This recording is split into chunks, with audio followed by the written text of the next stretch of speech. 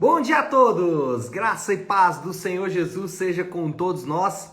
Uma ótima segunda-feira para todos. Hoje é dia 15 de maio de 2023. Seja muito bem-vindo ao nosso devocional de hoje. E nesta segunda-feira nós vamos aí dar sequência à nossa maratona de leitura bíblica. Estamos avançando e avançando muito bem aí com as cartas do Novo Testamento. Semana passada foi 1º e 2º Tessalonicenses, 1º Timóteo. Essa semana, 2º Timóteo, Tito e também Gálatas. Como que a gente vai dividir aí, se você quiser acompanhar de maneira par e passo, né? Então a gente vai fazer 2º Timóteo 1 e 2, 3 e 4. Então hoje 1 e 2, amanhã 3 e 4. Quarta-feira Tito, quinta Gálatas 1 a 3 e sexta Gálatas 4, 5 e 6, encerrando essa semana de devocionais. Então, vamos começar com o com 2 Timóteo, capítulo 1 e 2. O tema do devocional hoje é desse evangelho, e é uma expressão que eu tirei aí do próprio texto, é uma fala de Paulo. E eu não vou ler o versículo direto hoje, nós vamos meditar em 2 Timóteo 1, do versículo 8 ao 11. Eu vou lendo ele enquanto eu vou explicando. Por quê? O que acontece? Porque Paulo escreveu a sua carta a Timóteo, a sua segunda carta a Timóteo. A primeira e a segunda carta são bem distintas e em momentos também distintos. Paulo escreve 1 Timóteo basicamente para dar ali algumas dicas para Timóteo em relação ao seu trabalho pastoral, em relação às lidas do ministério que ele teria ali na cidade de Éfeso.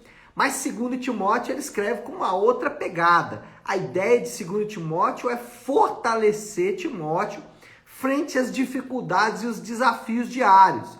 Paulo quer então motivar o coração de Timóteo e também, interessante porque Paulo endereça a carta para Timóteo, mas ele se dirige à igreja como um todo. E não só a igreja na cidade de Éfeso, mas fala muito ao nosso coração ainda hoje, nos dias atuais. Então, Paulo motiva Timóteo diante dos desafios que ele teria que enfrentar ali à frente da igreja e motiva também os crentes da cidade de Éfeso a permanecer firmes. Parece-nos que ali na cidade, como em todo o império praticamente, os crentes estavam passando por alguma perseguição e Paulo olha, vocês precisam ficar firmes. E para isso, para incentivar, para motivar os crentes a ficarem firmes, a permanecerem firmes, Paulo invoca primeiro o motivo para ficar firme, o motivo para permanecer firme, o motivo para permanecer forte, para permanecer saudável é o evangelho. E aí a gente vai para o texto agora, 2 Timóteo capítulo 1, versículo 8. Paulo diz assim: portanto, não se envergonhe de testemunhar do Senhor. Tá vendo? Parece que Timóteo estava ali de fato enfrentando lutas em relação a isso. Mas ele continua dizendo: não se envergonhe de testemunhar do Senhor, nem de mim, que sou prisioneiro dele, mas suporte comigo os meus sofrimentos pelo evangelho, segundo o poder de Deus. Então, o motivo para suportar as dores é o evangelho. Paulo motiva Timóteo a olhar para o evangelho de Deus. E aí, nós podemos fazer aqui a primeira aplicação. O evangelho, ele nos salva, ele nos livra da condenação eterna, mas também nos ensina a viver. O cristão, ele é chamado a passar a enxergar a vida, passar a enxergar os desafios do dia a dia a partir das lentes do evangelho. E Paulo faz isso aqui com Timóteo.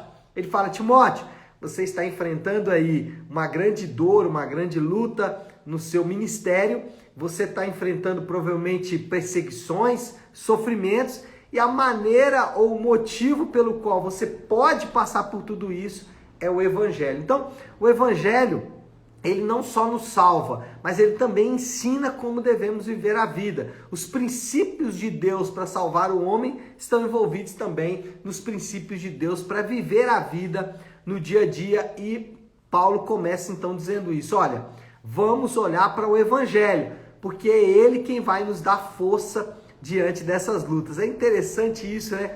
Porque às vezes, quando estamos enfrentando algum desafio, e todos nós enfrentamos desafios no nosso dia a dia, a nossa tendência é nos afastarmos do Evangelho, né?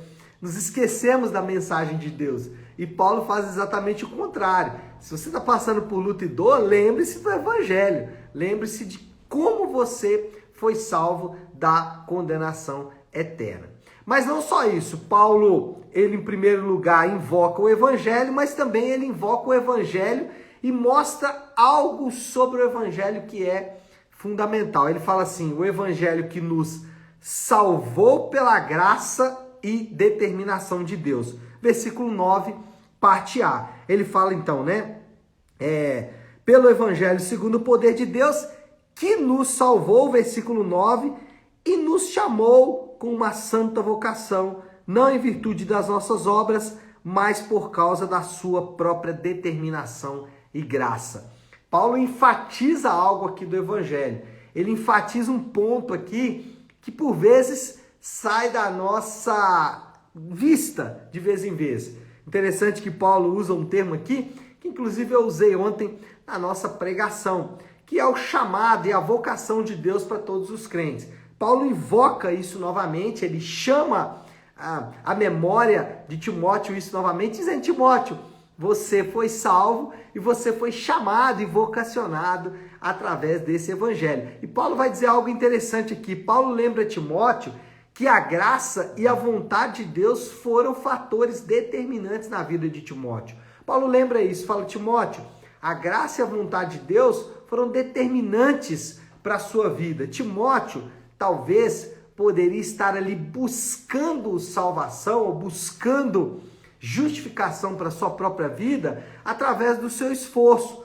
Talvez Timóteo estivesse dizendo o seguinte, bom, eu fui salvo pela graça, eu fui salvo pela determinação de Deus, mas agora eu vou me esforçar para continuar vivendo a minha vida cristã. Eu até aceito que fui salvo pela graça, mas não aceito que devo viver pela graça. E Paulo está invocando isso aqui para Timóteo, dizendo, Timóteo, olha, você foi salvo pela graça e determinação de Deus, a vontade de Deus. Então não se esqueça disso.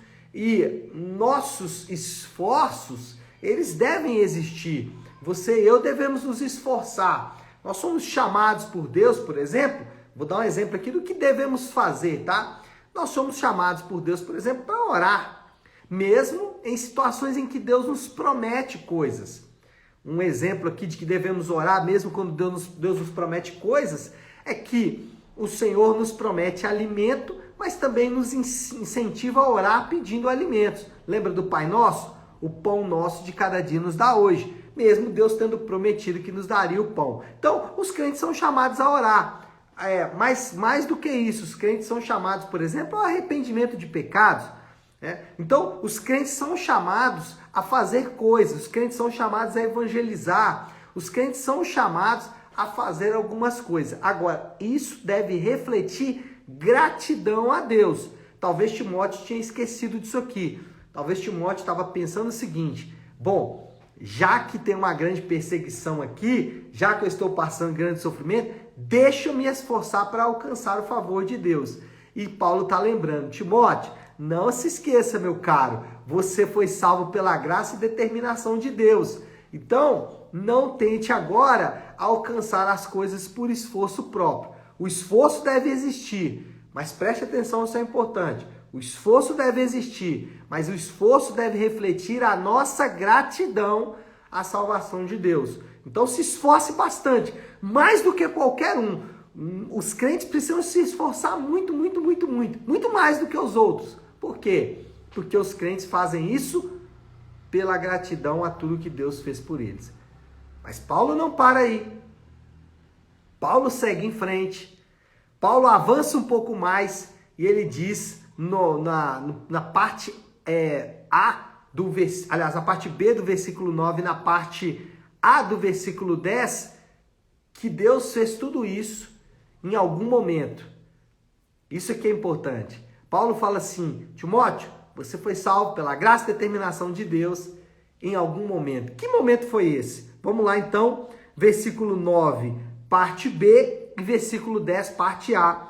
Paulo fala assim: essa graça, que ele falou na parte anterior, foi nos dada em Cristo Jesus desde os tempos eternos, sendo agora revelado pela manifestação do nosso Salvador, Jesus Cristo. Então, o apóstolo lembra para Timóteo que a vida dele não é resultado do acaso, mas da determinação eterna de Deus. Paulo fala assim: Timóteo, cara, você não é fruto do acaso, você não é fruto do destino. Timóteo, você não é fruto do alinhamento dos planetas, você é fruto dos desígnios eternos de Deus. E isso é tão valioso para mim e para você. Nós somos responsáveis por cumprir bem a nossa parte. Se somos chamados a orar, devemos orar. Se somos chamados a arrependimento, devemos arrepender. Se somos chamados a evangelismo, devemos evangelizar. Se somos chamados a obedecer à lei de Deus, devemos obedecer. Mas devemos fazer isso e confiar na condução de Deus. E é isso que Paulo está falando para Timóteo.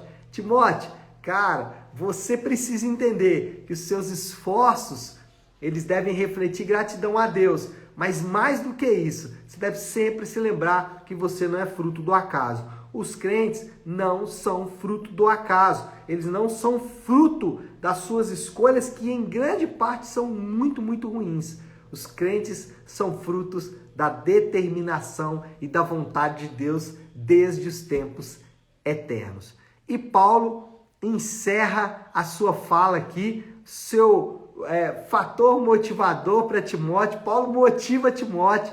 Então, lembrando do evangelho em primeiro lugar, lembrando que o evangelho é a salvação pela graça e determinação de Deus, lembrando que tudo isso aconteceu desde os tempos eternos, mas Paulo fecha com chave de ouro, então, a motivação para Timóteo. Ele diz assim, versículo de número 11, versículo de número 10, parte B, Paulo diz: ele tornou inoperante a morte e trouxe à luz a vida e a imortalidade por meio do evangelho. Uau!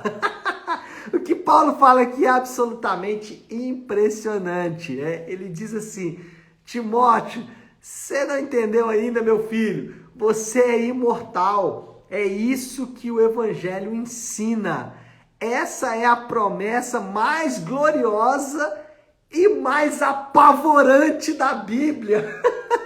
A promessa mais rica e mais louca, mais bela, mais apavorante, mais impressionante da Bíblia é essa: os crentes não morrem. E Paulo faz questão de lembrar isso para Timóteo, e nós devemos nos lembrar disso. Talvez você também está enfrentando aí um dia, ou uma semana, um período da sua vida de desafios mais contundentes. Lembre-se, ou medite bastante nessa palavra de Paulo, especialmente nessa promessa tão gloriosa. Paulo lembra para Timóteo de algo que às vezes nós nos esquecemos: os crentes não vão morrer. Pastor, mas eu vou morrer, eu vou deitar no caixão e tudo mais. Apenas como mais uma parte da sua santificação. Porque, como um teólogo do passado disse, a única coisa que a morte pode fazer com o crente é entregá-lo para Cristo. E é isso que Paulo está lembrando Timóteo aqui. Bom, precisamos terminar por causa do tempo, né? Qual a moral da história? De que maneira podemos concluir tudo isso aqui que acabamos de dizer? A moral da história é que, em meio aos desafios da vida, somos incentivados a refletir no Evangelho e em seus desdobramentos. Está enfrentando uma luta, está enfrentando uma dificuldade, está passando por questões difíceis na sua vida, reflita um pouco sobre o Evangelho e principalmente sobre os desdobramentos do Evangelho. E aí já entramos na aplicação final aqui de tudo isso que falamos. Timóteo, ele foi exortado a meditar no Evangelho quando estava enfrentando uma luta, uma dificuldade, uma tribulação, um sofrimento. E nós também somos incentivados a fazer isso. Às vezes a nossa tendência é fugir disso, mas somos também incentivados a meditar, a refletir no Evangelho. E Paulo lembra 3 coisas que devemos meditar aqui quando falamos do Evangelho: a graça de Deus no Evangelho, a determinação, a vontade de Deus no Evangelho e a imortalidade prometida no Evangelho. Então medite sobre essas coisas, sobre a graça, a determinação e a imortalidade prometida no Evangelho. Eu tenho certeza que as lutas vão se tornar bem mais leves para você, porque assim foi com os homens do passado, assim foi ao longo da história da igreja, e eu tenho certeza que vai ser com você também.